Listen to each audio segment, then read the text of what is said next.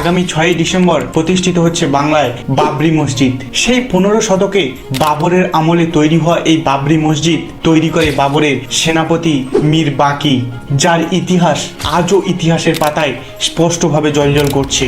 কিন্তু এই বাবরি মসজিদ নিয়ে বিতর্ক বাদে 1853 সাল নাগাদ তৎকালীন সময়ে কিছু হিন্দুত্ববাদী সংগঠন দাবি করে এই বাবরি মসজিদের কাছেই নাকি জন্ম হয়েছিল তাদের রামের। তারা দাবি করে এই বাবরি মসজিদ ছিল তৎকালীন সময়ে রাম মন্দির।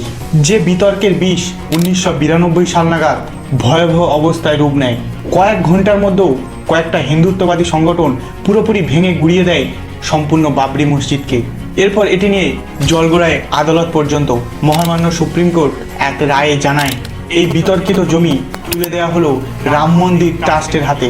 পরবর্তীকালে দেখা গেল বিজেপি সরকারের প্রত্যক্ষ সহযোগিতায় 2024 সালে তৈরি হয়ে গেল বাবরি মসজিদের জায়গায় রাম মন্দির। সাংবিধানিক পদে থেকেও একজন প্রধানমন্ত্রী সেই মন্দিরের উদ্বোধনও করে দিলেন। সম্প্রতি আবারও বিতর্ক তৈরি হয়েছে এই বাবরি মসজিদ নিয়ে, যার কেন্দ্রস্থল এবার বাংলায়। টিএমসির একজন বিধায়ক হুমায়ুন কবির মুর্শিদাবাদের বেলডাঙ্গায় 6ই ডিসেম্বর প্রতিষ্ঠা করছে।